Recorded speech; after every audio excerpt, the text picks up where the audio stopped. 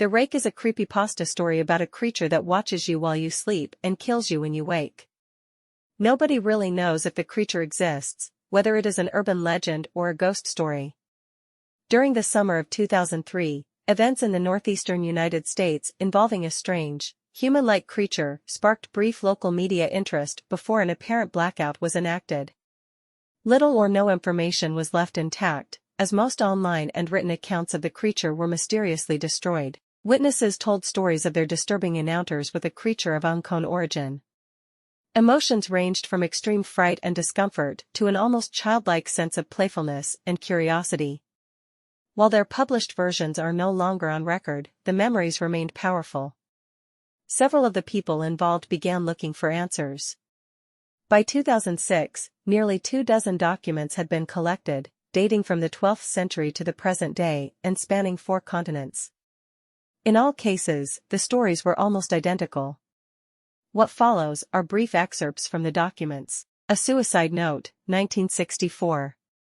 As I prepare to take my life, I feel it necessary to assuage any guilt or pain I have introduced through this act.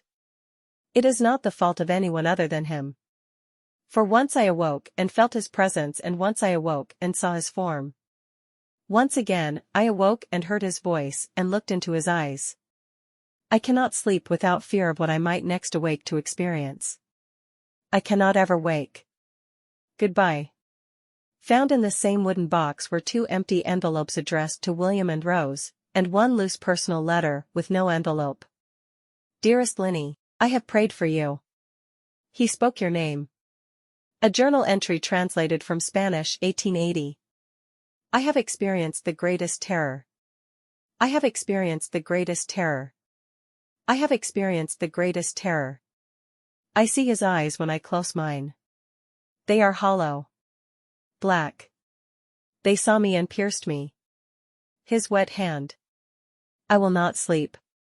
I hear his voice. A Mariner's Log, 1691. He came to me in my sleep. From the foot of my bed I felt a sensation. He took everything. We must return to England. We shall not return here again at the request of the Rake. A witness statement, 2006. 3 years ago, I had just returned from a trip to Niagara Falls with my family for the 4th of July. We were all very exhausted after a long day of driving, so my husband and I put the kids to bed and called it a night. At about 4 a.m., I woke up thinking my husband had gotten up to use the restroom. I used the moment to steal back the sheets, only to wake him in the process. I apologized and told him I thought he got out of bed. When he turned to face me, he gasped and pulled his feet up from the end of the bed so quickly that his knee almost knocked me out of the bed. He then grabbed me and said nothing. As my eyes adjusted to the dark, I was able to see what caused the strange reaction. At the foot of the bed, sitting and facing away from us, there was what appeared to be a naked man, or a large hairless dog of some sort. The position of its body was disturbing and unnatural, as if it had been hit by a car or something. For some reason, I was not instantly frightened by it, but more concerned as to its condition. At this point, I was somewhat under the assumption that we were supposed to help him.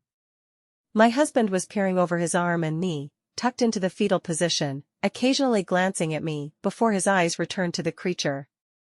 In a flurry of motion, the creature scrambled around the side of the bed, and then crawled quickly in a flailing sort of motion right along the bed until it was less than a foot from my husband's face.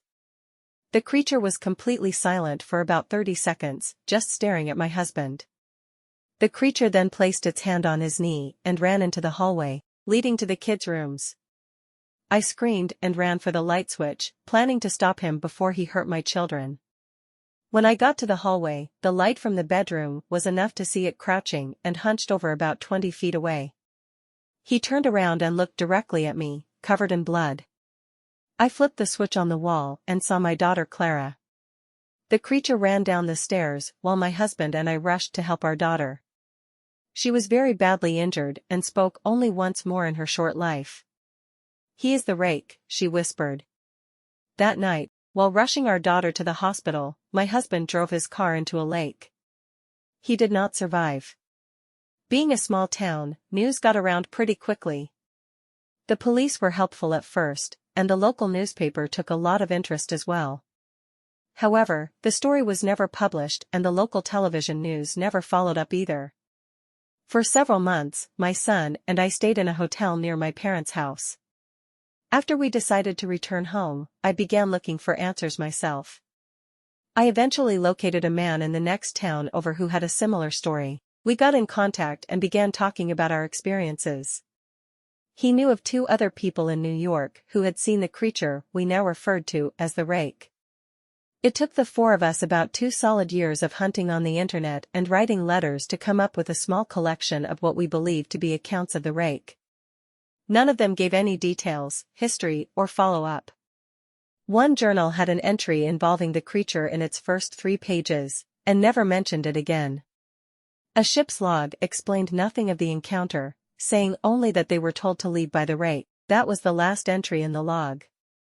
There were, however, many instances where the creature's visit was one of a series of visits with the same person. Multiple people also mentioned being spoken to, my daughter included. This led us to wonder if the Rake had visited any of us before our last encounter. Every night, for 2 weeks, I set up a digital recorder near my bed and left it running all night.